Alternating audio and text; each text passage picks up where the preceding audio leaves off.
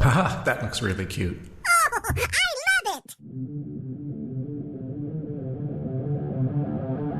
You're listening to the Mike Cassidy Photography Podcast.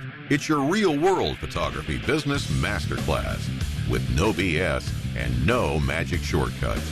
Here's your host, Mike Cassidy.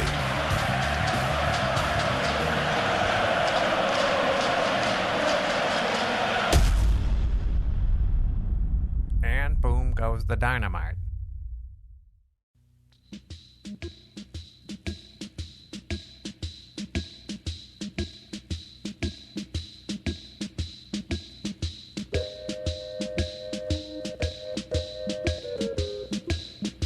Greetings.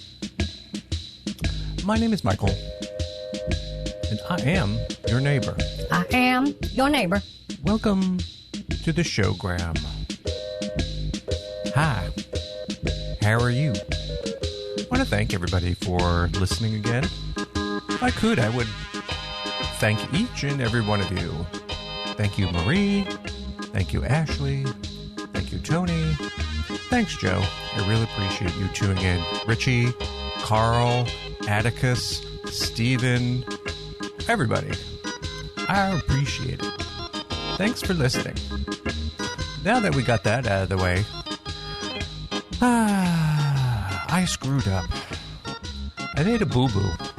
I don't know exactly what I did, but I recorded this show. I wanted to do a show talking a little bit about cameras, a little bit about gear, because we don't talk that much about that kind of stuff. We talk a lot about the business part of it, but not necessarily the equipment part of it. So I figured it would be nice to get Trevor on. You know, Trevor has been on the show a bunch of times, and he was up for it. He's stuck in quarantine in Canada, so thought we'd talk about that for an hour or so and put it together pretty quick. And I also wanted to talk about my new camera that I purchased, so we got that together, recorded the show not too long ago. I didn't think it was a week ago, and I figured I'd jump that one to the front just because I wanted to put this episode on first. And last night when I went back and I was listening to it, I screwed up. My whole audio was just like all overmodulated and like blown out. It sounded like I had my level of my microphone so loud, it was just like the whole time. And I was like, ooh. And when I was recording, everything sounded fine.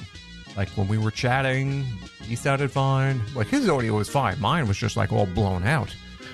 And so I listened to it and I thought maybe I had something too loud when I was playing it back. And then I loaded it into the audio software, and I quickly realized that the little graph of the audio was like all blown off the charts. And so, I did something wrong. And not exactly being the audio engineer type, I tried to see what I could do to fix it a little bit and make it salvageable. And I thought for a moment, well, maybe I just won't use this. But I'm going to use it. So it sounds kind of messed up. So if it drives you nuts after like 30 seconds, I get it. You can skip this episode and fast forward to the next one that comes out. So I was a little disappointed in what I did. And actually, I kind of panicked because I had been recording a few shows. So I went back into the others like, oh my God, hopefully this isn't what happened to the last few episodes I recorded, because I record them and then I really don't go back and listen to them till I need it. So I was worried that I had something set wrong, but I don't know what I did. And I listened to the previous two, and my volume was really loud, but it wasn't as blown out as this episode. So I gotta see what I did wrong here and fix it. And you know, the funny thing was, before I started recording with Trevor, he was telling me, how good the audio sounded. So he jinxed me. So that's what it was. I blame Trevor. He jinxed me, telling me that the show sounded good. And I kind of like screwed it all up. So maybe like if you're driving and there's road noise, it wouldn't be that horrible. But just like sitting quietly with headphones on or listening to it, you can hear my voice is just all messed up. So I won't take it personally if you if you don't listen to the entire show. It was a long show. We talked about good stuff. We were talking about camera gear. We talked about my purchase. Answered a few email questions that came in, but mostly it was just like guys chatting about photography stuff. And he knows a lot more about gear than me, so we were talking a little bit about, what camera should you use to get started, and a little bit about what's important and what's not important to do as far as gear goes when you get started. So good information. Maybe you could just tune me out and listen to him. Maybe hit the mute button every time I come on. You could just listen to Trevor. He sounds cooler than me anyway. I just sound like a doofus. So that was this show, but I figured I'd just get it out there, rip the Band-Aid off, and then we'll keep on moving on. So sorry you had to listen to this, but I gave you fair warning. So here it is, and as always, I enjoy hearing from you, so you can connect with me online on Instagram at Mike Cassidy Podcast, or via my email at mike@thephotographypodcast.show if you feel like reaching out to me. And just don't send me an email that this episode sounds terrible. I know it sounds terrible. And thank you so much, and I will see you on the next show.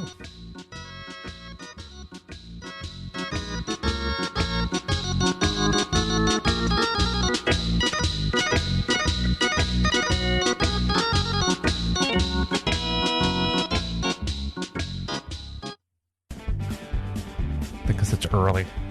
What time is it where you? Is it still early in the morning there? 10:30? Well, it's not that early. 10:52. Same time. Right. Should be same time as you. I don't know. So you're in the old NJ area, right? And you're in the Great White North.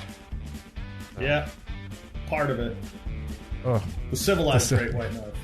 So today, Trevor is back, and we're just going to talk a little bit about photo gear and photo products, and because we do a lot of these shows and we talk a lot about the business part of what's going on, and maybe not too much about the actual material that people use to go out and get started. And so we'll talk a little bit about that and see what happens. And also, I have my announce. I know I've been talking on the show, past couple of shows, I was debating buying a new camera and some new stuff, and I finally pulled the trigger.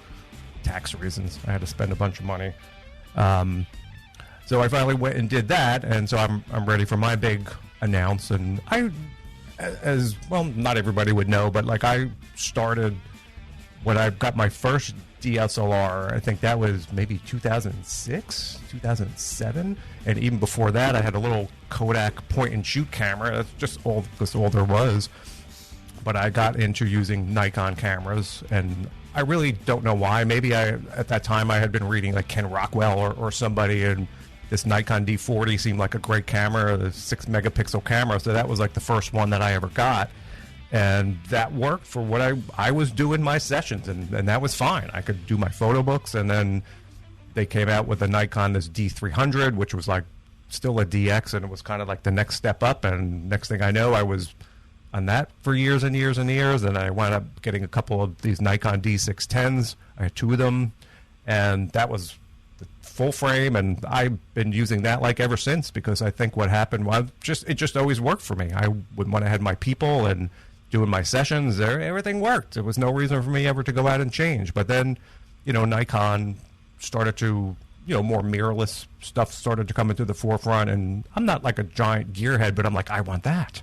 I want that. And then their first cameras started to come out about 2018, and then I started reading a little bit about it, and I was like, oh, I don't think that's going to work for me. Like, there's no vertical grip for these cameras, and as someone who spends 50% of their time holding a camera sideways, I needed that, and there was no extra card slots. And so those are a couple of things that prevented me from going out and getting those cameras. So I sat on my D610s for a couple of years, and I think I had been talking to you a year or so ago. Sony's doing like great stuff with their DSLR or their mirrorless, and Canon, and I'm like, and I'm not like super partial. It doesn't matter to me. So I just kind of took a wait and see attitude, and then Nikon finally came out with their new versions of their cameras. The rest of the world calls them the Z6 II and the Z7 II. So I said, I'm going to get one of those, because they finally came out with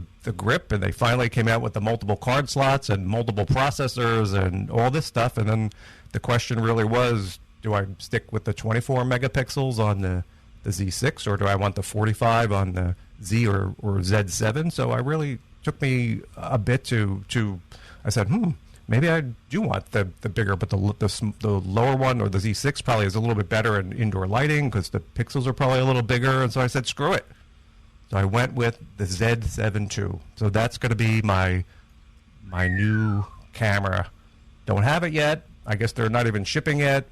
So I ordered the camera. I ordered, the grip, which actually came in. It's behind me in a box, but I guess the camera isn't shipping yet. So, but then, Trevor, see, the problem is this with me is like Canon did. See, he's smirking. He's ready to no smirks there, and they changed. I guess like Canon changed their lens mounts, so there are all new lenses for these cameras. So, of course, me and my brain, I'm just sitting there like, well, now what I have isn't, even though I ordered the adapter, I'm like, well, I got to get these new lenses because they're going to be the best with this new camera. So now the debate is, do I go out and buy just all new lenses, which I don't think some of them are even still available. They're just all on back order. So that's my big purchase. Wow, congrats, man. That's killer. Like new camera smell is the best. I remember doing a little unboxing video when I recently got my two Fuji X-T4s probably about 2 months ago. Unboxing, making some Instagram videos of like that new camera smell. Oh, I love it. When you get that Z7 II, it's going to be sweet. Yeah, so you just sniff it and cuddle it and love it and hug it and squeeze it, and it's just you brought up an interesting point about the lenses.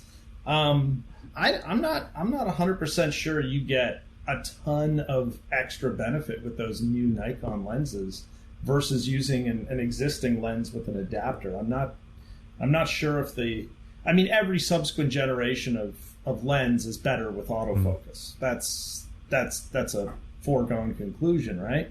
But I'm not 100% sure you're going to be like, oh my god, if you shoot primarily with a 24-70 or 70-200 or something, if you're going to be like, wow, this new one is so much better. I mean, I would, if it were me, I'd just like dial up one of those camera rental places and just get the new lens. That's a good idea. And just do some comparisons and see, because the trap is for everybody, like getting, that gear acquisition syndrome. Like, I got to drop another $2,000 on this, another $3,000. And that's what it turns out to be. Yeah. And in your brain already you're thinking, well, what the lenses I have really aren't for this. I mean, it can work with this, but now there's all these new shine. I guess they did the same thing with Canon. They changed the size of the hole. The hole got bigger, and so the lenses all got wider. And the one thing I've learned over the years, and I'm not this person, but you can go down that rabbit hole of watching reviews and reading things and seeing all this and all these. And there are these people that do these side by side. They'll take pictures and blow them up to 200%, and they'll be, look, there is chromatic aberration in the corner of this. Look, that's right there. You should never get this. And I'm like, hey, if that's the kind of thing that makes you sort of happy. But I think what I've learned along the way is, of all the people I've ever photographed, no one has ever come to me and said, there's chromatic aberration in the corner of my, nobody knows or nobody cares. I mean, do you find that to be like... Yeah, I totally agree with that. I mean, when I first started with DSLRs, you kind of started off the segment just by saying, your first DSLR was like 2008 or something like that. I think I was a little bit earlier because I worked at a camera store in Toronto. So I kind of had dealer cost access to a lot of stuff. Plus I got to borrow stuff and play with things. And, I think my first digital SLR, because I was a Canon shooter at the time, I think it was a D30. Not to be confused with the Nikon D30, which came years later, but a Canon D30. It was a piece of crap. It was terrible. It was 3 megapixels, I think. I think I got about 6 shots before the buffer literally choked on itself. You couldn't point it straight at things. That's where I'd say chromatic aberration mattered.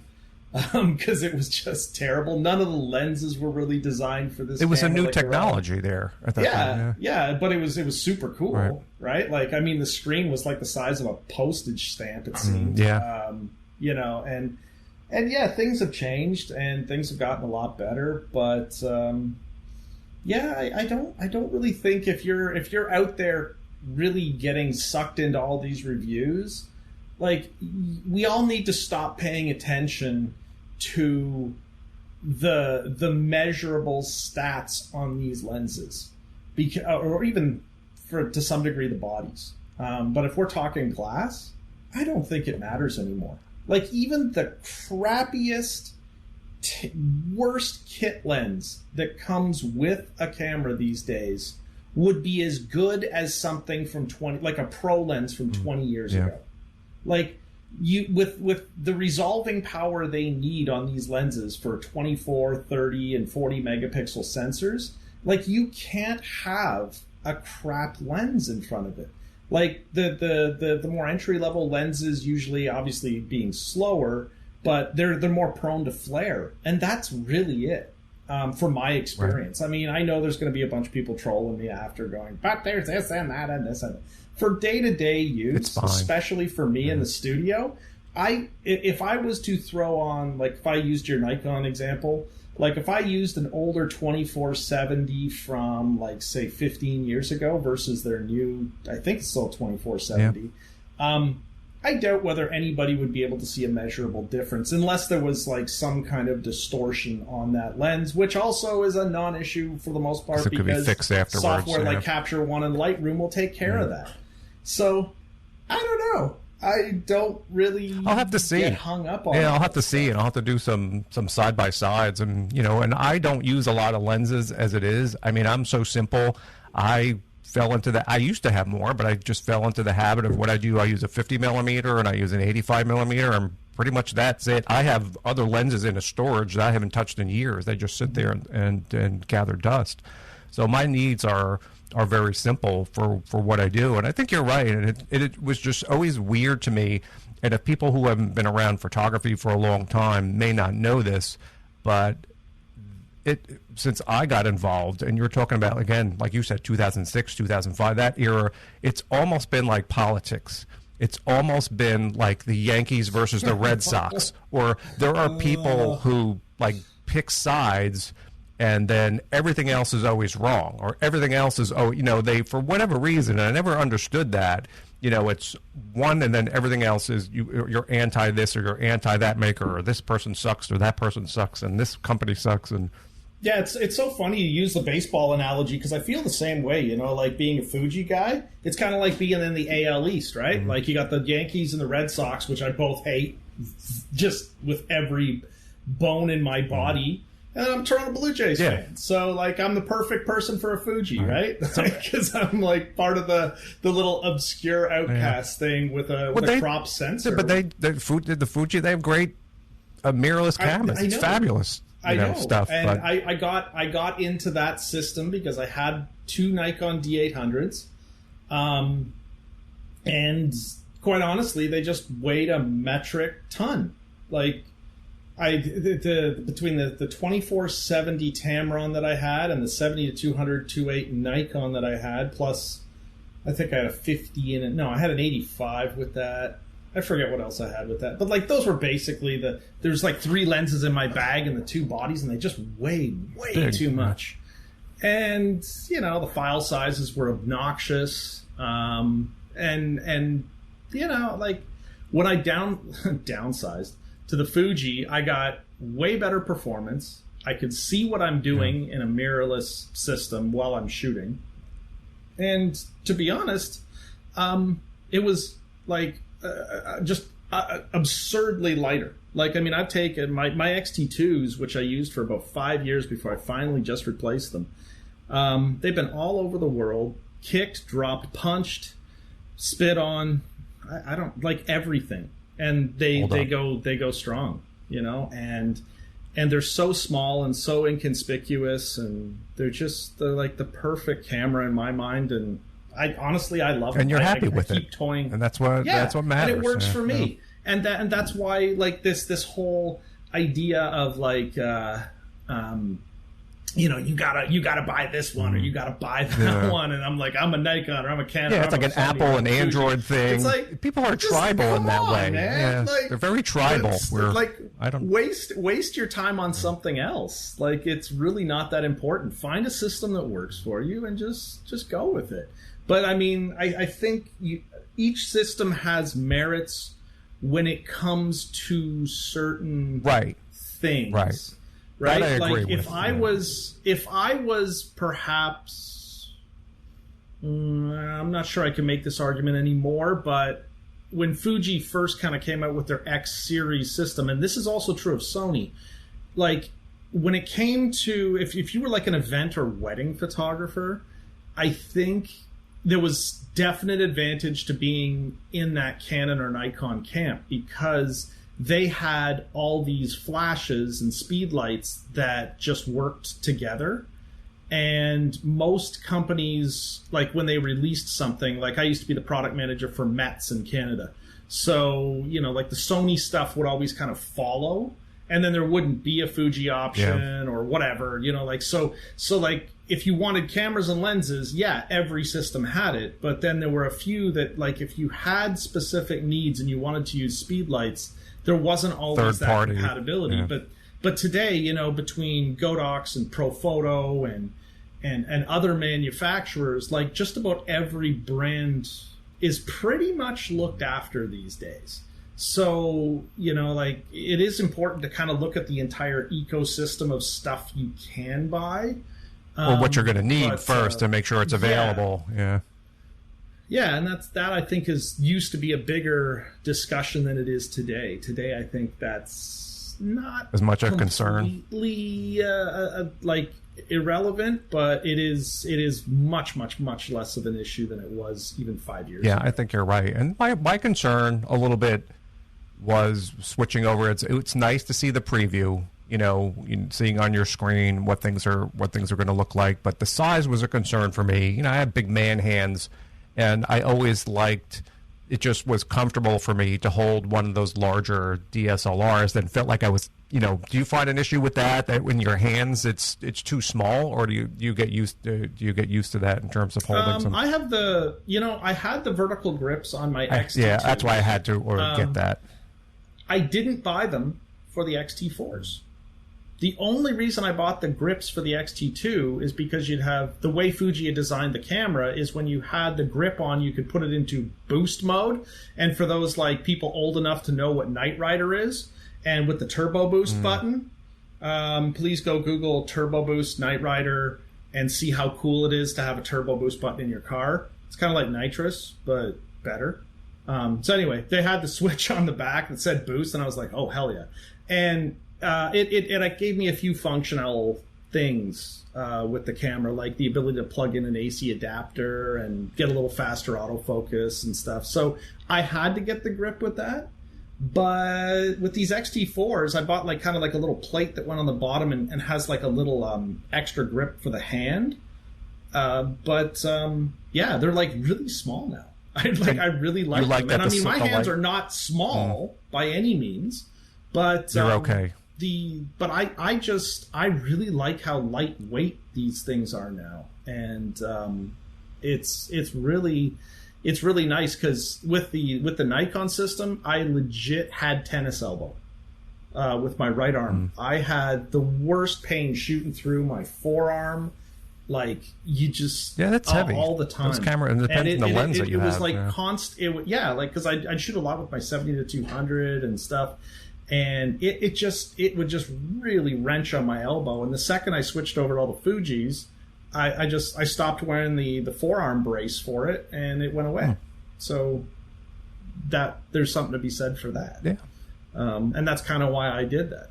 And going forward, I think that's I wouldn't be surprised if a lot of these companies even stop making DSLRs at some point. I think that is definitely the future. That's a foregone conclusion of like, cameras. So it's kind of like they all stopped building twin lens reflex, right? Because it just wasn't practical, right? They figured out how to put mirrors inside some of the bigger medium format stuff, so twin lens went away. And just like rangefinders, with the exception of Leica, I guess, and maybe, mostly Leica. I think they were the only ones that really held on to rangefinders because, I remember doing some digging because my grandfather, after he passed away, I got his Pentax Spotmatic, which was the predecessor to the K1000. And the Spotmatic at the time, which I believe was mid to late 60s, was like if you got the coolest camera ever, right? Like it was a mirrored camera. It wasn't a rangefinder. It had interchangeable screw mount lenses. Like it was the thing back then, and we take it so for granted today. But that back then was like the thing, and it did away with the need for rangefinding. And rangefinding, if I know, it used kind of like triangulation, right? You sort of like lined up dots in your viewfinder, and that's where the focus would come to. Yeah, usually it'd be kind of analogous to like a split screen if you've ever used a manual focus camera, but more so it was like a superimposition. So you'd have like two. You'd have like a double image, and then as you focused, the images would just line up. And that's how you're focused. That's how you knew you were in focus. Unlike a split screen where you kind of needed like a vertical line or something. But you'd see like this ghosty image overlay on top of part of the viewfinder. They were pretty cool to use. Like I've had a chance to shoot with a few rangefinders, and they were fun, but they were more just a novelty. Yeah, who wants to go through that every time you're taking? Yeah, it's like shooting film. I never want to do that again. I have all the respect in the world for people who want to do that, but that is just the most impractical thing in the world for me, and I just want nothing more to do with it because it's just too much work. Yeah. But yeah, like there's all these cameras. Like we just naturally evolve, and everything will be mirrorless. I wouldn't be surprised if in 10 years all of our this whole DSLR thing is just gone. Because it's scary. Like they've figured out how to get through Bluetooth, I think, like a smartphone to trigger an actual strobe. Like, what? Yeah. I mean, and then you've got a camera basically in say an iPhone or these Androids with these like camera arrays of 3 and 4 cameras, and they basically are different focal lengths all at the same time. And iPhones take amazing, and they use more software manipulation. I noticed too. If you're taking something in portrait mode, it's not a real blur. They're using software to enhance them, but it looks great. I mean, you could take wonderful pictures on an iPhone. Credit to Apple. I mean, I'm an iPhone user, so I'm gonna bias this a little more towards Apple, maybe. But I'm pretty sure that a lot of the Samsung Galaxies and higher end phones, like the Huawei's and stuff like that, I know they all do a lot of processing too. But Apple shook up the industry because the processors that are in an iPhone, let's be honest, are like these supercomputers compared to what's in even the most modern DSLRs. Like the processors in a DSLR is like a pocket calculator compared to an iPhone. And I'm not trying to take away anything from the Nikons, Canons, Sonys, and all these guys in the world. But a DSLR, you got to remember, is not that smart. Like, yes, there is some processing that goes in there. But if they were able to put in a processor that was as powerful as what we find in a phone today, God, the things you could do, like, it would be insane. Like, I think, did you see that new, oh, man, who made that camera? I forget who made it, but they actually have, like, Lightroom built into it. I did see that. I don't remember who. It was just a week or two ago that I remember seeing. Yeah. I want to say it was. Probably look it up. It wasn't Hasselblad. It wasn't Leica. See if I can find it while you're talking. Oh, who was it? Let's see. Zeiss? I'm gonna be like, ZX1? Zeiss. It was Zeiss. It was the Z1. Yeah. So. Oh, it runs Android. There's your first. Yeah, it's an Android OS. So that's probably going to be the biggest change to cameras as we go, because that's the one thing that always drives me nuts about my cameras is if I want to shoot a video, let's say I want to shoot something for an Instagram reel, to get it out of my DSLR onto my phone and then upload it to Instagram is like, it's a painful process. And that's why that's why iPhone photography became so popular, because basically Apple said, here, we're going to make a device that takes a pretty good picture. They completely killed the point and shoot market with these things. Yeah. And then they said, well, somebody else said, let's create an app that makes sharing easy, because these things already have Wi-Fi and 3G at the time built in. So we all went, cool. And then we started sharing pictures like never before on Facebook and Instagram and Twitter and all these platforms. Like, if I want to do something in the studio now, I have a little DJI Osmo, and I just throw my phone on that. I would much rather shoot a behind the scenes with that, although it's not as good a cinematic quality as my DSLR. It's just simple. It's easy because, like, I can use a little iOS app called Spark, not to be confused with Adobe Spark, but it's like it's a really intuitive Fisher-Price way of editing videos, and it like, I think I pay like some amount per month to have the license for it, but it is so ridiculously simple to edit a video and cut it together, and I can take it from existing sources and others. Like, so easy.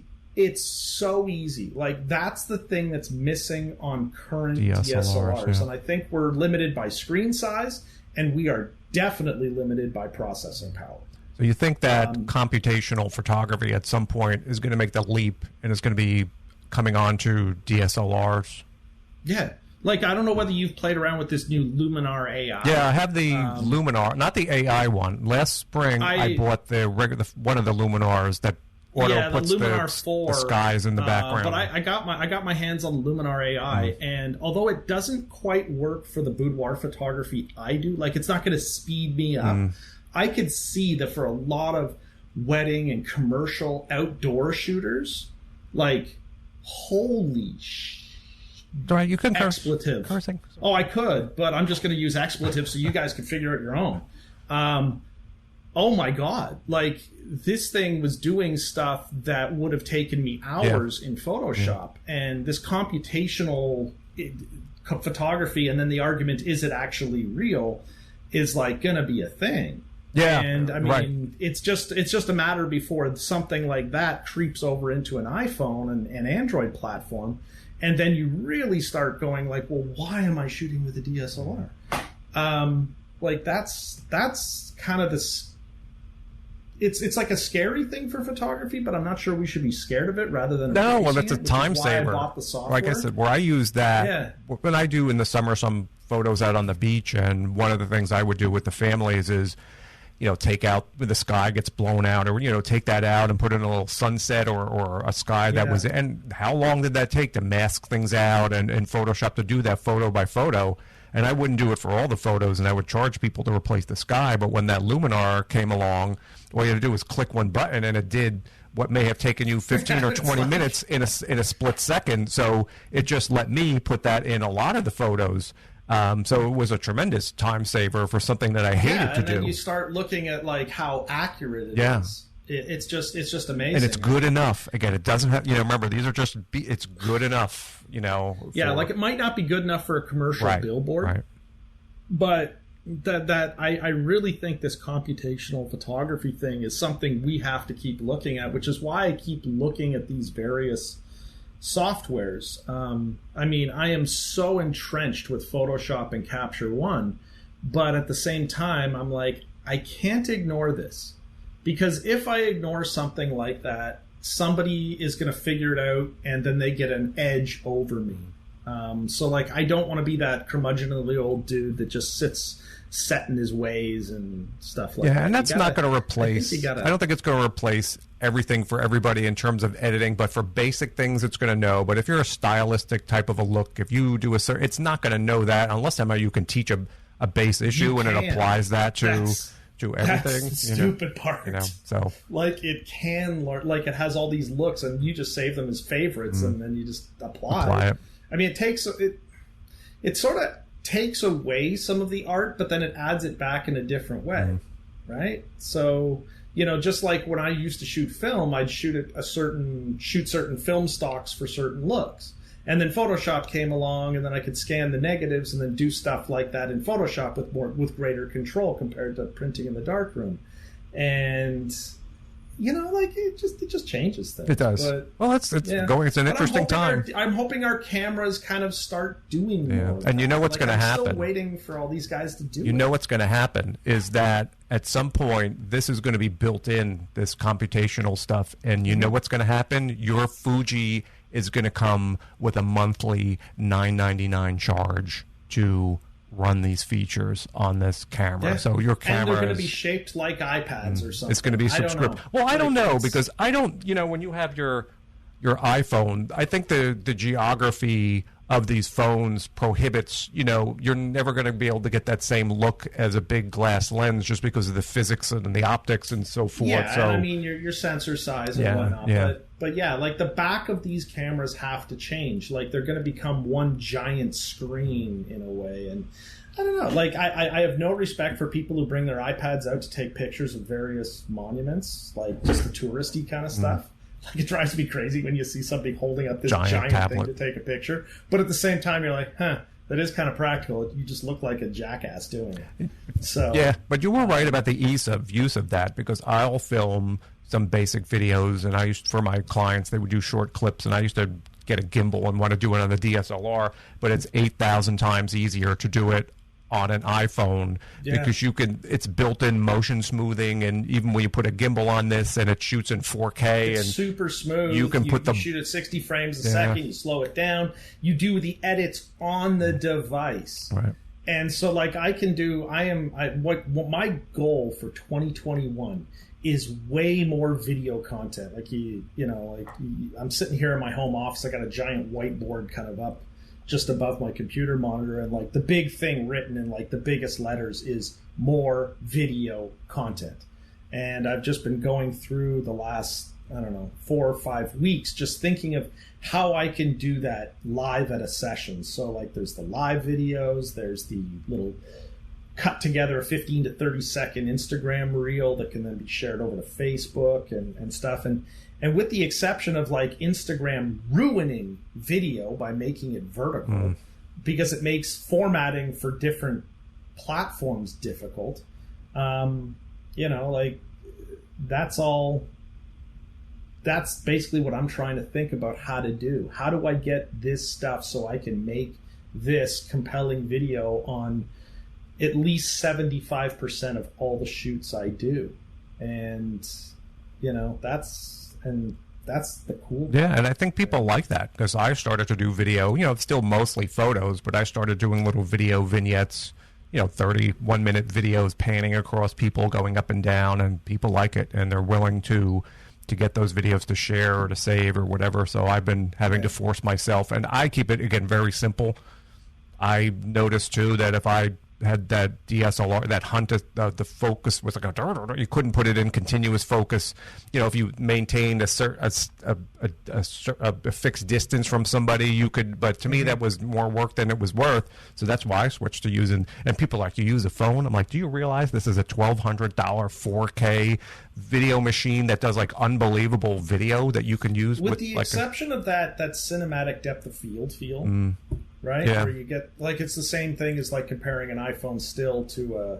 Yeah, you don't get that. A fancy fake blur with depth of field blur, anyway, compared to, like, a real DSLR. Like, it isn't there in video yet, but I imagine that's only a matter of time as well. Yeah. It'll be computationally done. Like, it's just, like, a lot of the only problem I have is, like, I love with the XT4s, one of the main reasons I wanted to switch over, aside from just the fact my XT2s were just, I legit thought they were going to die on me at some point, because like I'm well past the expiration date of the shutter mechanism. Just keeps going. It just keeps going, but I am well past what the actual rated shutter actuations are. So, I just don't want to have one of these things die on me mid-shoot. Right. And as you said, attack end of year, you're kind of like, okay, let's do it. But the XT4, when you flip it into video mode, and this is one thing that DSLR manufacturers have started doing a really good job with, is when you flip into DSLR mode, it remembers your settings from the last time you were shooting video. Because when you're shooting stills, I mean, in my studio, I lock the shutter at 1/250th of a second for the most part, and then like that's it for my lights. But for video, I need to change the shutter speed usually down to around either 120. Like the Fuji actually has like proper shutter speeds. Like I can go 120 shutter speed of 1/120th, so it's double that of the 60 frames per second. Or if I want to drop it down to like say, so you could be that mathematical. Frames, you can be you could be like super accurate with this, and that is really handy. But it remembers that. So when I flip back to it saves your time. To the video, it remembers I want my ISO at this thing, and it wants my shutter speed at this thing, and I've already set my whatever resolution recording for whatever it is. Like that is so much better than what cameras used to do, because you used to flip it into video, then you have to change 84 other settings. And now between the video photo switch is actually useful because it remembers stuff, and that is like that makes it seamless and easy for me to just grab quick little B-roll stuff while I shoot a session. So when I make that kind of exit interview video, I can actually overlay some video from that as well as stuff I shot on the iPhone. So do you have to use a gimbal? That's I think. No, for most of the DSLR stuff, I don't, because the X-T4 also has in-body stabilization, which is handy. And because I'm just doing like sometimes either a static shot, and if I shoot at 4K, you dump it into Final Cut, and you can basically stabilize it. I think Premiere calls it warp stabilizing, and Premiere it crops a little bit and keeps the everything stable. Yeah, and then Final Cut calls it, I think, just plain old stabilization. But it'll keep it still enough. And if I just do like a basic pan and I just have my strap around, you can brace I can kind of pull it out tight and then just do just a quick little pan, because I only need like a 5 second. So you can keep in your workflow. You don't have to stop and attach something. Right. It's just like it's a switch. On, off, and that's it. And then all I got to do usually is just float my ISO to whatever the lighting is, and then I'm good to go.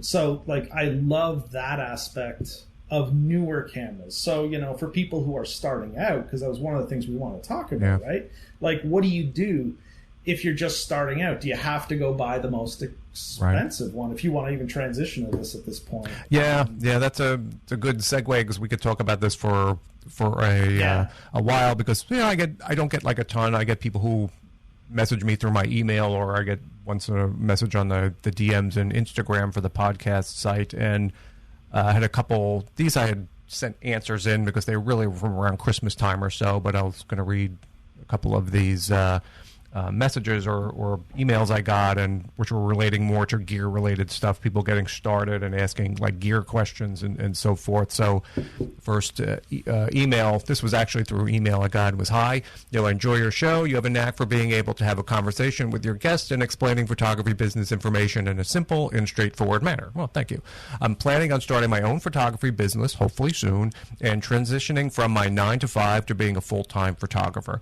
I've learned so much from listening to podcasts and YouTube that I've gained the confidence to really believe I can make this happen. One thing you don't hear much about is what cameras or gear is needed to get started. All camera gear looks expensive to me, and I worry about overspending or buying the wrong things. If I'm starting now, should I buy a mirrorless camera? I know this isn't a simple question, but do you have any suggestions? By the way, I plan on working with pets and families," and it's Jennifer R. was the person who wrote that in. And so I guess that now is sort of a pressing question on a lot of people's minds, as far as if you're just starting today, what do you do? Because literally there are millions and millions of DSLRs out there. I don't think they're going away anytime soon. They're so entrenched. All these companies, again, like we said, it doesn't really matter the brand. They're so good at making DSLRs. So, what you mentioned that, budget is always a concern. So starting from scratch, do you just get something used and start out with a DSLR, or should you go right away and spend the money and get a mirrorless camera, knowing that's the technology going forward? So first of all, Jennifer is like in a position where she's starting out, and she has not come to the realization that the camera is the cheapest part of your equation, right? Lighting is going to cost you probably more than your camera, right? By the time you kit yourself out, unless you're just going to shoot window light, which is incredibly unpredictable, short-lived in the winter, and yeah, just generally, I mean, I will shoot it, but I prefer not. I prefer to make my own light because I can have exact, precise control over it, and eventually you'll get to that point. So you'll probably think of me first, like Jennifer, when you're like, lighting? It's free. Yeah. And well, I guess with pets, maybe people think, if they're working with pets and families, they're just going to be outside in the fall, in the cornfield or wherever. And exactly. Like, I mean, there's going to be some of that, but you're probably going to need a fill flash at some point and blah, blah, blah, blah, blah. But getting back to the camera side of things, I slightly disagree with you that DSLRs are not going away. They are definitely going away. Like, Sony hasn't made a mirrored camera in probably a decade. And Nikon and Canon with the new R mount and Z mount, trust me, they're not developing anything else for... Not that they're not going away. I meant that there are millions of them in existence that have been made over the past 15 years. So jumping in, somehow I made it through with a 12 megapixel camera in 2011 and everything worked out fine. Absolutely. If that's, I think, maybe what you have available, is it worth spending that money buying maybe a used DSLR that was a great DSLR, or putting that money towards maybe something that was... See, if it were me and I was starting out, what I don't want to do is I don't want to buy stuff twice. I'm a huge fan of buying used. I do it all the time, whenever applicable. But, to be honest, I think buying a mirrorless system, even if, because they've been around for so long now. I mean, I know Nikon and Canon haven't, but if you look at the Fuji and Sony 6 years or so, 7 years, yeah, at least. So there's a ton of really good, very good value mirrorless cameras out there already. And the thing is, if in the case of the Sony, you have to kind of choose between a crop sensor and a full frame sensor. So that's always a consideration. Like, that's the one thing that frustrates me about Sony's line, is you kind of got like this entry-level mirrorless APS-C stuff, and then you've got their full frame, which they seem to put all their R&D into, and the mirrorless stuff is the APS-C smaller sensor stuff is very much an afterthought, and it's very toy-like. Like, it just doesn't have like the professional level build to it. Because if you're going to be, remember, the one thing I guess you always have to remember if you go from like weekend shooter where you like, I don't know, like, let's just say you go and you shoot landscapes or something, you take a few pictures here and there, it's very infrequent stuff. When you step up to shooting professionally, which means you're probably shooting factors of 10 and 20 and 30 times more than you normally would, you do need a more robust piece of equipment. Like at the onset, I said my Fuji X-T2s have been kicked. Yeah, they're going to get dropped. They're going to get sand in them, dirt on them. Like the more entry-level cameras will not take a beating. Like, you whack them hard enough against something's flying, like some... You can hear a clinking sound in there when you... Yeah. And they're not designed to take the abuse. But that being said, like, if I'm going to talk strictly Fuji here for a second, because I know the line in No, go ahead, yeah. If you went out and you bought a Fuji X-T2, because the X-T4 is the current one, or even an X-T3, you're getting a really good, like, top-of-the-line in Fuji, well, not short of their medium format stuff, like, top-of-the-line camera in their ecosystem, and it's going to perform incredibly well. And like, you could pick up an XT2 well under $1,000, and even an XT3 you're probably bordering on that as well. And like, there's nothing wrong with getting something used to start, but you just have to think of what system you want to be in. Right. You know, like you could get, I guess, a Sony. What is it? Like they have like 900 different. Yeah, there's so many A7 Sony models. cameras. I can't keep track of them all. It's like their naming system is just ridiculous. But I know their A7 series. I don't know. Like you could probably get an A7 II, or I think they're onto an A7 IV. I can't tell anymore. It's too confusing. But anyway, like you could get the we'll call it the air quote last year's model for a substantial amount less than the current one. And, you know, if you've decided that like, okay, you know, like my roadmap is like, or like the type of shooting I do, you know, in Jennifer's case for like pets and stuff, okay, maybe a 24-70 zoom lens is kind of like what you want. I always told people, even back in the film days when I was selling cameras, don't waste your money on the body. Like, don't blow everything you can on that. Buy a good lens that is suitable for what you need. So, you know, like you go out and sounds like a 24-70 is probably... Yeah, I don't know how close you can get to those crazy dogs, so you may need a little reach. You may, but it also depends on where, like, is it outdoor, is it indoor? Like, if you're in an indoor home studio, then it's like a 70 to 200 is impractical. Yeah. So, like, you kind of have to figure out what it is you need and whether a prime lens would even work for you.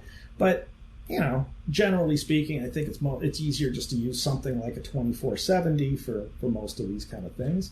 But just look at last year's models. I think you're right. Like, a lot of times there are when you start having really specific applications, I think it works really well to maybe buy something newer when you're making more money that has like a very specific feature. Like just the two things for me, like as I said on those XT4s, like that video switch that remembers my settings. Sounds stupid, but it works in that situation. Like, yeah. For me, that is like game changing because I can do tearaway video quickly and I don't have to really interrupt my shoot. Like it makes the process seamless. Yeah.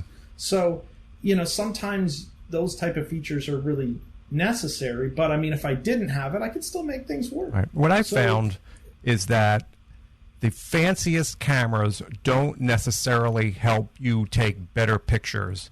When you're going to the top-end model, I think what really happens is those cameras may have certain features or settings that let a certain percentage of the people take pictures in certain situations better. And if you're one of that small percentage that is going to benefit from these minor differences, then yeah, it's worth it. And I think, yeah, now if I was starting today and doing the research, I probably would get a mirrorless camera first, even if it, like you said, it was a year or two behind, because that is sort of where the direction of where hardware is going. Yeah, because the thing is, like, you have to think of like the legacy interaction with your lenses, right? And they seem like most have adapters too, and the newer lenses seem expensive to me, more so than the. Yeah, and the newer lenses, like, I don't know, like they just seem to have gotten weird. Like they're on this kick where they want to make them enormous and heavy and like, oh, it's gross. Like you don't need this heavy lens. You just sometimes just need something that works. And you know, if you shop correctly, things will work out for you, and you can always upgrade things. Right. And that's why sometimes when you're starting out, I really always tell people, like, don't buy the newest thing. Like, I remember, like, this is probably going back damn near close to 20 years. When the photo students at the local universities in Toronto would come in and they'd have their gear list of stuff to buy, before DSLRs kind of became, like, the thing you had to have for school, all the kids would come in and they would just raid the used cabinets. And they'd be looking for, you know, just old manual focus bodies that got traded in at the end of the school year, and like from last year's students, yeah, and like some of these cameras are like 20 years old already. Like, it's amazing because like that's all they needed. They just needed something to start on. You can always upgrade, but if you go out and you spend $3,500 and then be like, this isn't quite right, and then you have to change it over, that's the mistake you make. But if you went out and let's say you just spent $1,000 on a body, spent another $1,000 on a lens. Maybe the lens is new. I don't know. Then you have something that's you basically have a kit ready to go. Right. That can work in a variety of situations. Till you find out specifically more about what you're doing and what works, then you can go buy more specific things to fit very certain circumstances. Do this for a while and figure out how specific you need to be, because people always make this thing like you have to go buy a full frame camera. No, you don't. You have to go buy the most expensive one. No, you don't. There is something to be said that the person behind the camera is more important than the camera.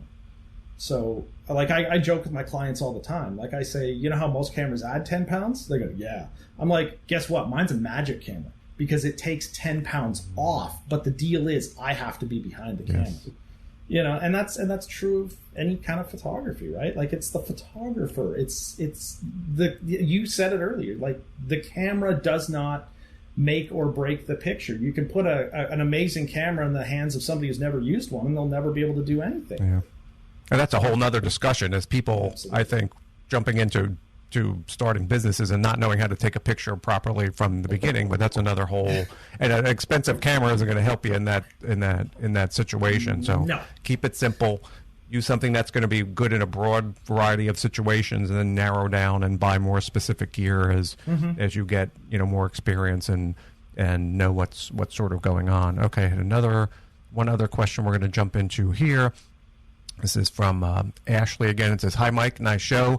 I enjoy photography and want to teach myself how to shoot boudoir. I bought a Canon Rebel T6i from my cousin. It is a couple years old and came with an 18 to 55 millimeter zoom lens. I'm happy with that, but I can't read one. But what would you say is a good lens?" I can't even read what you said, but that's what you'd say. Well, what would you say would be a good lens for a boudoir photographer? Thanks, Ashley. And I wasn't sure what a Canon Rebel T6i was, so I had to go and it's basically like an entry-level DSLR. It looks like camera. It was 5 years old, which is fine. Again, kind of along the lines of what we were talking about. I don't think the camera is going to make so much of a difference, but I think what you find somehow with those kit lenses aren't, you can use them, but I don't think you're going to necessarily get that f2.8 or f2.0 look, because most of them are like 6 f4 the 6, and you don't kind of get that. Like you're not going to be using that at the 18 millimeter setting, and if you do, somebody should probably like smack you upside the head if you're shooting boudoir with an 18 mil lens. Far too wide. Yes. Unless you are doing a very wide environmental negative space shot. But if you're getting up close to somebody and you're setting that lens to the widest setting, there'd be something wrong with you.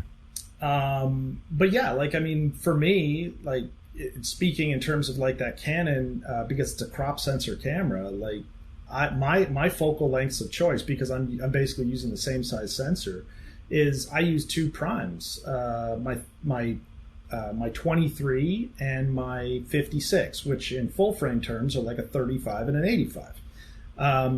I've also got a 16 to 55, which is like a 2470 equivalent in the full frame. That works quite well.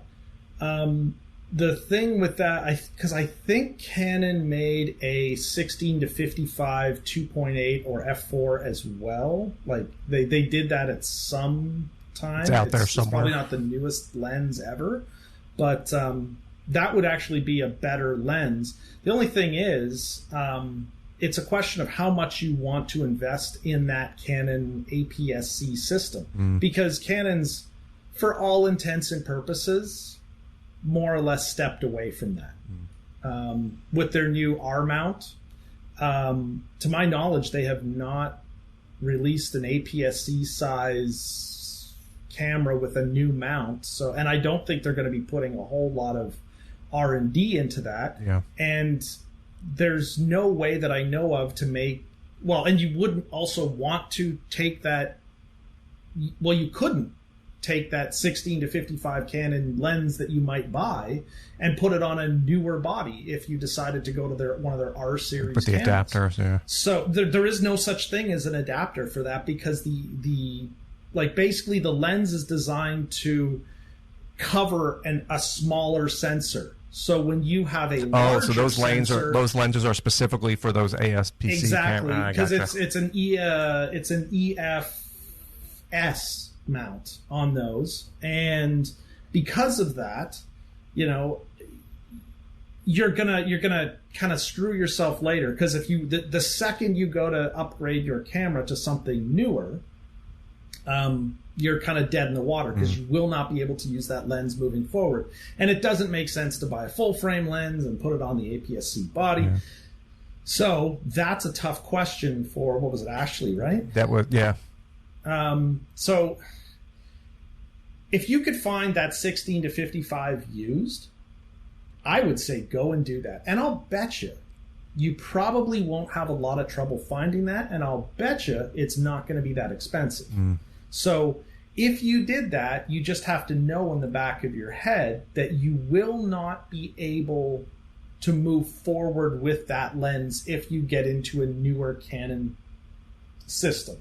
Yeah, there's got to be used ones, like you said, out there somewhere. Yeah. And I think with the trouble you run into with the zooms is a lot of them didn't go to wider apertures. They were, and you're not going to get a nice blurry background usually on a 4.6 or 6 lens, one of those zoom lenses. You'd be surprised, though. I mean, like, even on a crop sensor camera like my Fuji's, like, I'm not shooting at f2 or 1.4 very often. I'm usually shooting at f4 half the time. And I mean, I am physically kind of closer to them with some of the shots. Like, I mean, I might open it wide open for a few shots here and there. But, yeah, like, just because a lens can go doesn't to mean f1.4 or 2 you'll have or chromatic 2.8. fringing. You'll have chromatic aberration. Like, it doesn't mean it's the right aperture to use. Like, it's kind of like I've seen a lot of, because I used to teach a lot of people photography, not too long ago. But they basically know on their zoom lens, it's either one end of the extreme of the lens or the other. Right? Like, they almost never use the in-between. And then also the aperture, it's either wide open or nothing.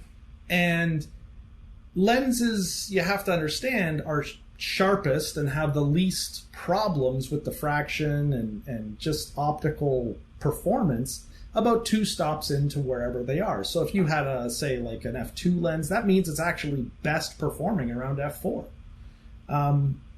So, I mean, when you get close up enough, you want that blurry background, but there's a lot of things that affect depth of field, and everybody seems to think that aperture is the only one, and that is so not true. Like, yes, it controls depth of field, but the closer you get to something, and how far behind them too is like a right, and then how far behind the background is, that affects it. Like, I mean, when I'm shooting boudoir, like, I have this one picture frame wall. I never put people right up against it for my kind of like cinematic shot portrait. I usually break out my 90 mil, which is like a 135 equivalent. It's because the longer the focal length, that also affects depth, how creamy and buttery the depth of field is. So I pull them about, I don't know, a good 15 feet from that wall.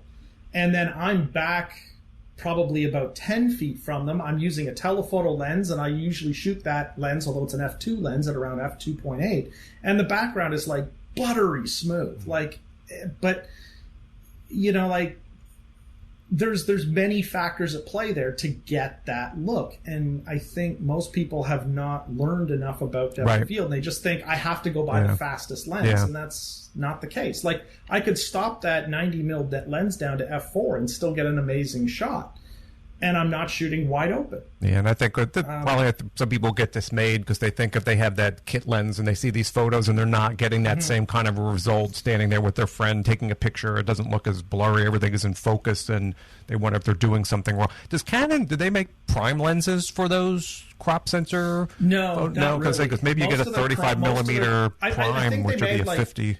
They have like a bunch of STM, like, special focus motor things, like, and I'm pretty sure they were mostly zooms mounts for that. I think they have like a 35 f2, which would be like a 50 mil or something like that. Like, that's where you want to be. Honestly, Canon's APS-C sensor cameras really don't have a lot of good lens options. they really do lack in those categories. And I mean, I hate to shit on Canon at this point, but I mean that's the same thing as Sony with their APS-C lineup. Nikon, they must have APS-C cameras. They do, but you can use the lenses from any of their F mounts, and then the newer ones you can use. So you can use any with any. Can't. But if you buy a DX lens on the Nikon system, you cannot move it to either a Z mount or an F mount without using a crop mode. Yeah, right? Well, you get that 1.5 crop. Yeah, which makes the lens hard to use, because if you're trying to use, if you have a 24, like a 16-55, and then you want to use it on a full frame camera, it just makes things difficult. It hurts my brain thinking about that. Yeah, it does. It does. It gives me you just have to. I don't know. I think in Ashley's case, that Canon 16-55 in a short-term scenario would be a huge step up on her 18-55. It doesn't sound like it's going to be a big focal length change, but it would certainly be a better option than maybe dropping $2,000 and $3,000 going and buying something brand new. Right. But I think the thing she has to realize is that investment in that lens is a dead end.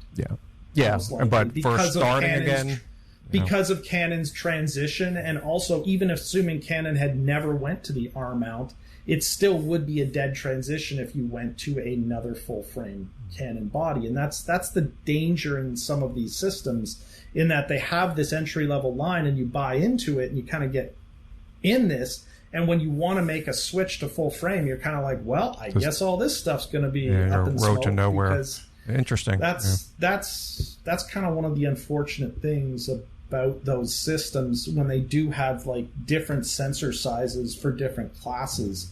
And people may not know about that, or may not think it's a big difference. But yeah, I guess maybe the full frame ones do give you more pro options on the lens end, it seems. So yeah, and the ecosystem, like we mentioned it kind of at the beginning of the show, like that's what you have to consider when you're buying into these systems. And like in the Fuji case, like you can start off with their base model, which is some series of letters and numbers. I have no idea what it is, but like you could take you could put all the pro lenses on even the most entry level camera. So like it allows you to like change the body whenever you want to, which is super handy. So you could have like your really high end lens and then maybe put it on like a smaller body that you take out and do like street photography with, for example. And that's just one of the benefits of just having one sensor size throughout the entire thing without having to spend a fortune on the more pro bodies. Yeah. Something I didn't even think of, because you can really get dead-ended there if suddenly you wind up with something and you realize what you finally need, that it's not available for that particular camera. Yeah, exactly. And that's really frustrating, and a lot of people, as you said, just don't realize that. Right. And it didn't dawn on me now, because I haven't been using crop sensors now for several years, but with Nikon that wasn't an issue, because you could pretty much put any lens on any camera Nikon at the time. and Canon are now kind of doing that kind of thing, changing their lens mounts, because they really had to, because I mean Nikon hasn't changed that mount.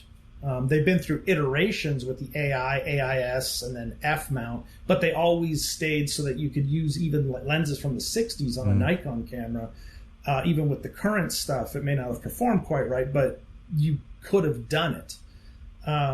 Whereas Canon, when they went from the FD manual focus to the EF mount with their EOS system, like they kind of dead-ended people completely, because there was no such thing as an adapter back then. And now we're kind of doing the same thing with Nikon and Canon. And although they have adapters and they work okay, sometimes you're going to give something up, but it's a nice stopgap to say, you don't have to just, if you want to buy into this new system, you got to buy all. Yeah, that would annoy people, I think. Oh, God, yeah. Because, I mean, imagine you're spending $3,000 on a body, and then you're like, you got another $3,000 to $6,000, depending on what your lens configuration was.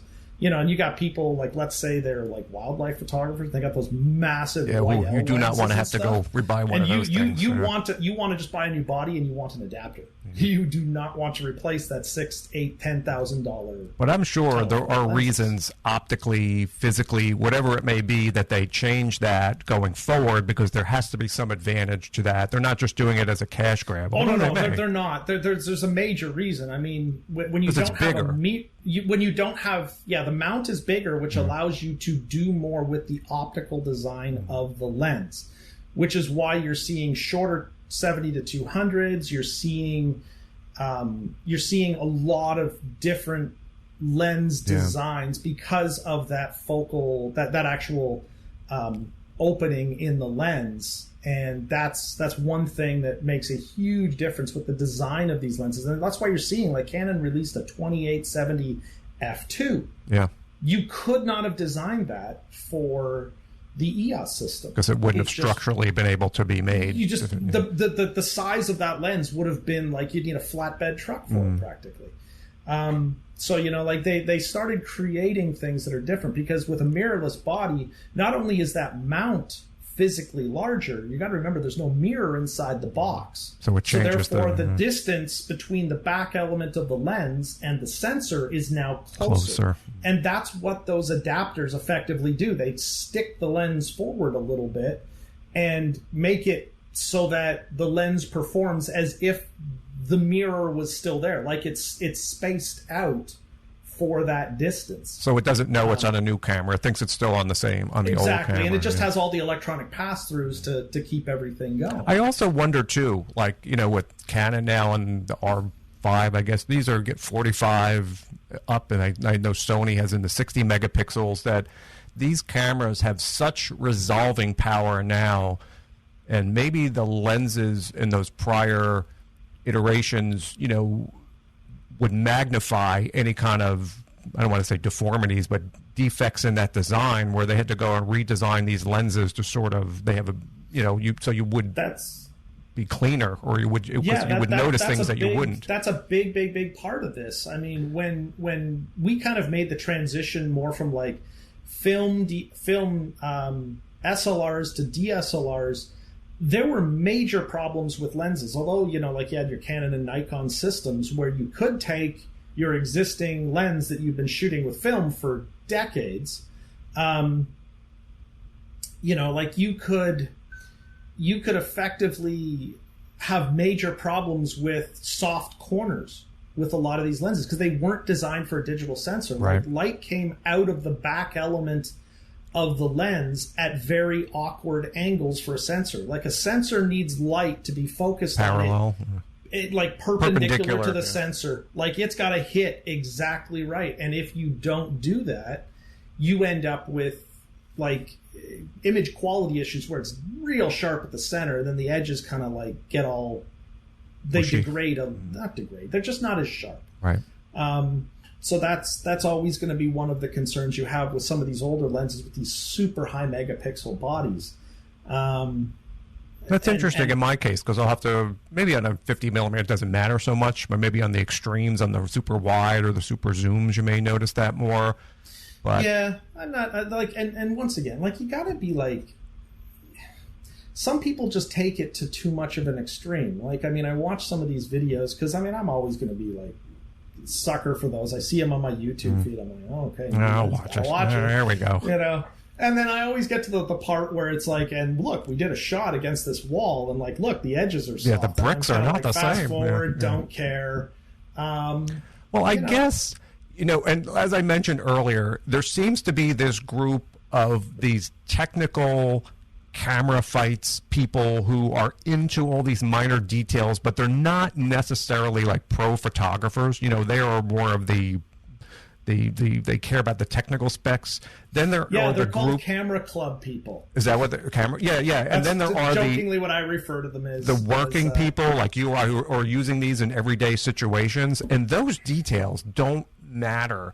These are people, and I don't want to, but they're not taking that camera and going out and shooting weddings or shooting, because those things don't matter. It just doesn't matter. No, they don't. And that's the one thing you have to get out of your head, is that those things do, as you said, they don't matter. If it's egregious, right? Every time you point that camera at the sun, it flares out. Okay, that's a problem, right? Like I bought a 7 Artisans lens for my Fuji. I tried taking it outside, and like if you get just a hint of sunlight sun across stars. it like ghost flares like crazy. Like, but for what I use it for, it's hooked up to a camera on my desk, and it's shooting fine. me Yeah. for when I do YouTube videos. Yeah. And I have a ring light up top, which is never going to hit the front element of the lens, and it's great. It's manual focus. It does nothing fancy. It also costs $100. Right? Like, it's not like, but outside, I'd never use that lens, right? Because it's not what I bought it for. But, like, you just have to look at the gear and go, like, it's so good these days. Like, even kit lenses are good. Like, I remember kit lenses 20 years ago selling cameras. They were terrible. They were all plastic. The lens elements were plastic. Like, they were just crap. But today, they're, as I said earlier, like, some of them are as good in resolving details as like pro lenses from 20 and 30 years ago. Don't drive yourself nuts looking at videos for hours. Don't. At 200% crop, this version of a lens is tiny bit. It really, like I said, you can drive yourself crazy. Too much information sometimes isn't helpful in I think in that. You hit on it earlier, and you said, I think, Michael, you said something that was like, you have to get a lens that's suitable for your needs, and you have to think about what those needs are, and some lenses are better suited for that, and that is so true. And as you shoot more as a new photographer, you'll start realizing what those needs are. Do I need a shallower depth of field, or do I need a wider focal range? Right. Which comes just through experience and doing it over and over and defining your style and figuring out what you need. And that's just a function of time and experience, I think, which you really learn to... And just going out and taking out a bank loan to buy $6,000 of the highest end, newest stuff, I don't think is the right approach. No, I don't think so either, because you don't want to get yourself in debt like that. First of all, if you're not going to have a return on that investment, if you're not already booked and it's something you can't pay off in a year or two, or that you specifically need, it's not a smart move. Yeah, like I'm going to sound like a total... I'm gonna sound like such a total jerk saying this. Like, if you give me a shit camera these days, I'm confident, given my experience over the last 15 to 20 years of shooting, I could actually make some pretty good images with that you might not be able to differentiate from giving me the most expensive camera and lens combination out there. But that comes with experience, right? So is it possible to get good results with subpar gear? Yes. It is the photographer, and the camera and lens combo does not make or break that. No. There are certain things you will and will not be able to do, but you're just going to get... Sometimes you have to learn with the gear you have, shoot for a while, as we said, gain some experience, figure out what you really want to do, and then you just start buying pieces to your... As you move along and you make more money. And as I always say, just because I want to learn how to play golf, going and getting the same clubs Tiger Woods uses and spending all that isn't going to make me a better golfer. At that level and with that money, it's a luxury and you could afford it, but it doesn't make me play like Tiger Woods just by, I don't know what kind of golf clubs he uses, but spending $4,000 on a set of golf clubs, it just wouldn't be a good... Go buy a $500 set and then take some educational and take lessons. Like that's... that would actually get you further in improving a golf game, but similarly with photography, like buying an inexpensive camera system, or getting into, or just kind of slightly upgrading, buying used and stuff, and then taking that money you would have spent on buying the expensive stuff, investing in business courses investing in a really good website if you're not going to do it yourself, investing in either someone to handle your online social media or marketing. Those are better investments as a photographer than your gear.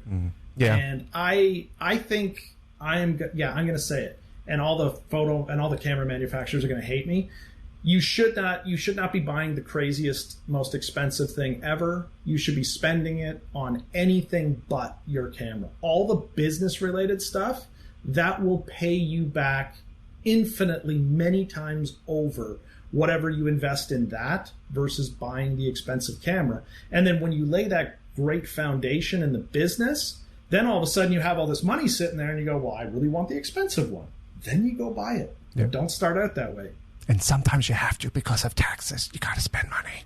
Sure you do. But you got to be making money first. Yeah. And then also, too, like I said, in very specific instances, like the camera I just bought is a 45 megapixel. I am fine with 24. I am, and I've used that. The more doesn't necessarily mean better, but I think in my case, again, there were certain situations where I wanted to start to crop in, or in my case, make larger prints where, making things smaller is easier. Taking a file and trying to blow it up, it doesn't work so great to go on large wall prints. So there's specific reasons why. Yeah, Otherwise, you're gonna love your storage conundrum. Yeah. See, that's the problem where I was thinking, I'm going to need more RAM. I'm going to need bigger drives. This is the thing. Like when you buy these new high megapixel cameras, you need it's not just the camera and potentially lenses you're going to buy. Let's just say it's a camera, right? So you buy the camera. Then you're like, oh, crap, my computer can't handle these files. So you have to buy a new computer, which is never going to be cheap either. Then you're like, I need bigger memory cards. And although memory cards are cheap, you still need to buy those. And then you're like, dang it, where am I going to store this stuff now? You got to buy bigger RAID arrays. It leads to a whole It's like slew this of cascade. And let me stop you at the memory cards. The memory cards are not cheap. Because like the new Canons, the new Nikon, these are using those CF Express cards, which can cost you $200 or more a pop. Some of them are 300, 400. Yeah, CF Express cards like are 200, 300, 600. They're really expensive. You can get maybe a 128 gigabyte one for about $199 or so. They're enormously expensive, and that's what some of these. I guess it's a speed transfer thing. They have this higher, so they're not. See, like with my Fuji, I mean, I've got like a 24 or 26 megapixel. I don't know what the XT4s are. They're somewhere in that range, right? And they run on dual SD cards, and I've got the fast performance UHS, cards. Whatever it is. I've never run into a buffer issue because I don't take 84 shots. I don't either, so that's why that doesn't matter to me. I'm not taking a million shots. So exactly. So like I take a shot here and then a shot there. I'm talking to the client. Shot another shot. Here we go. Like and to dump the series over to the computer it probably takes me under 2 minutes anyway. Yeah. So thank God the SD cards are cheap. And well, I think this is a sign of the future with these bigger files. This compact flash express is coming onto more, and take a look on Amazon and see what those things cost. So that was a consideration, and you're right. The file size, each photo is like 80 something gigabyte or megabytes per photo, and it gets like rendering those in Lightroom and Capture. Could be I'm definitely going to need more memory, and so that I knew there was a whole slew of things. But so we'll see how it goes. We'll see what happens, but you're going to enjoy it regardless. And I mean, you've worked hard enough and got to where you can be, so that you have the ability to go and buy this stuff now. And so now you start looking at new stuff because of. See, now, of course, like I said, and I'm like, I got to get the new 50 millimeter. Now, they have two versions of the 50 millimeter. And, of course, they have the 1.8, which was about $500. It was like twice the price of the previous one for the previous mount. So I'm like, I'll go and get and then, of course, I'm seeing like they just made a new 50 millimeter 1.2. And I was like, ooh. Yeah, and I don't really shoot at 1.2, but now I have to have that. And of course, what does that lens cost? Like $2,200. So I'm like, and then the problem is like now you get into weight issues. Yeah, it's now big. You get into like you're moving giant pieces of glass around in that, so the AF performance may not be as good. Yeah. And I don't know.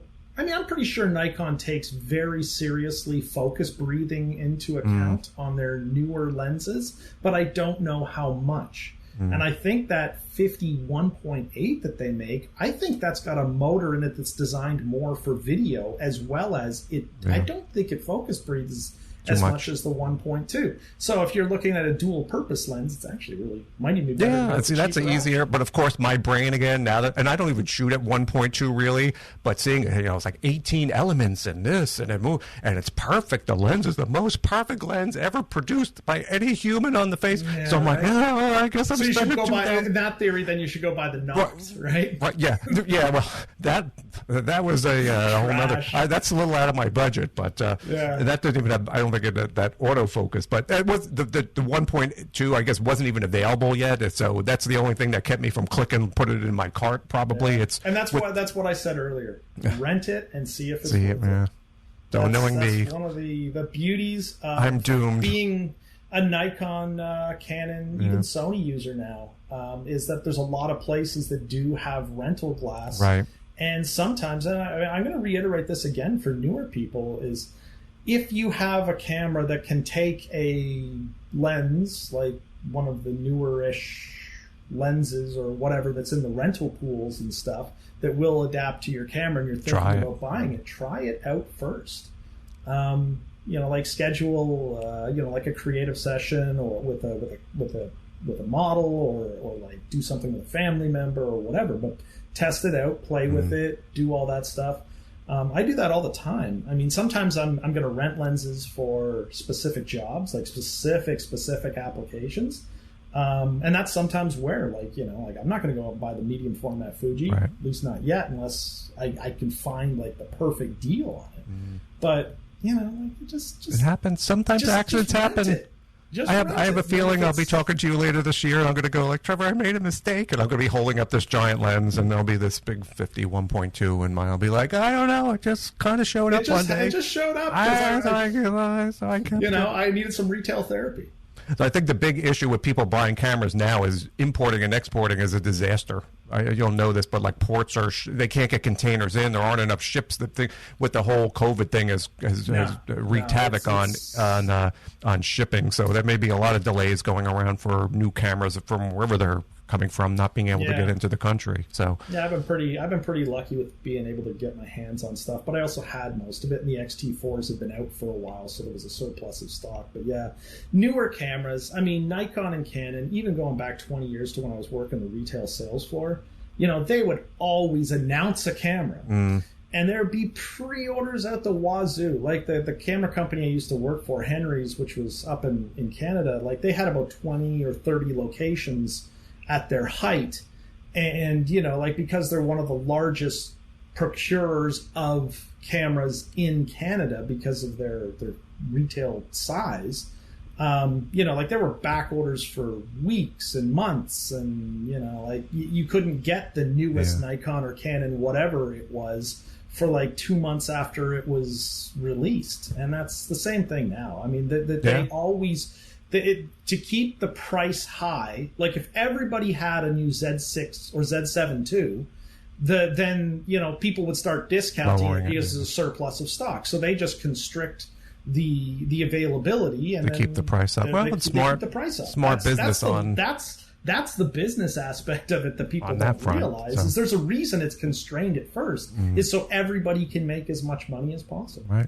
Sorry to break pull the curtains and reveal the Wizard of Oz, but that's why it's this, and then COVID just compounded that. Yeah, so I'll be waiting. Who knows how long I'll be waiting? I don't even think the camera I bought is shipping anywhere yet, so I'll be waiting to get it. Yeah, but when you get it, it's going to be like a happy day. The guy knocks on your door, and you're like, "Oh my god!" Yeah. And it'll be a happy day. And then I hope to see like a behind-the-scenes like Instagram story of you'll see me 2 weeks trying to get the new settings set up to the way it took me like years to get my current camera set up. I'll be like, god damn it, I can't get this thing to work the way I want it to. It's true. So I think we did it.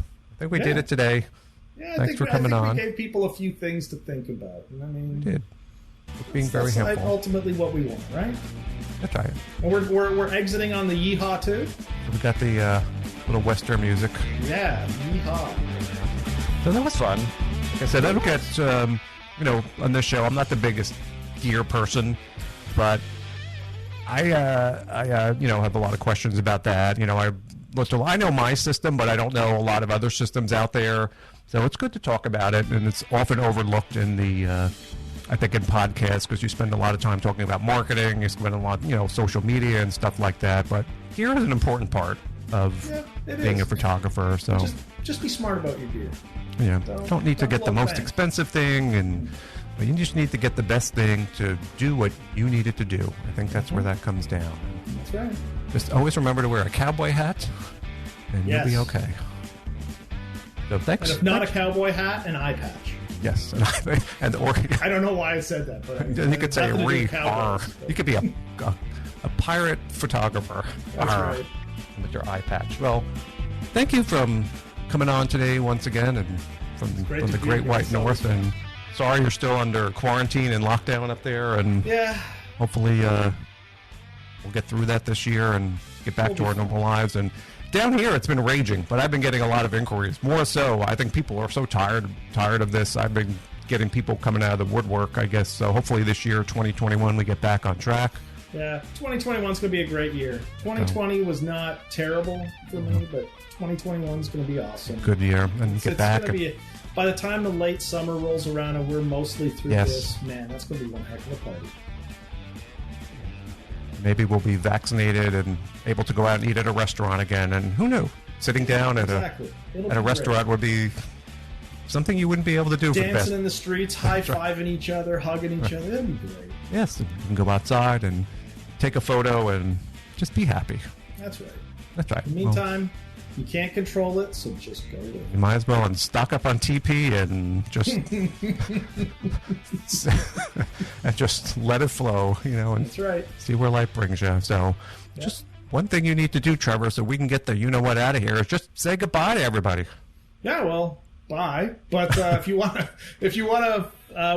find me out there, I run Provocateur Images, so you can find that at provocateurs.ca is the website. Social links, definitely give me a follow on Instagram, provocateur_images. You can find me there. And those are the two main places to send Trevor your camera questions. Don't send them to me. He knows a lot more about camera questions. Don't. I'm not. I gave up the retail job a long time ago, so I will share whatever info I can on the podcast. But that's it. That's all he wants. Yeah, exactly. But it was great being here. It's always fun. I love the podcast. I'm a pretty active listener, so it's all good. Yeah, we'll try to keep it lively, try to keep it entertaining. This is not a super entertaining subject for some people, but we make the best of it. Yeah, we just talk smack. I'm just gonna dance to my Western music, and we're gonna get out of here.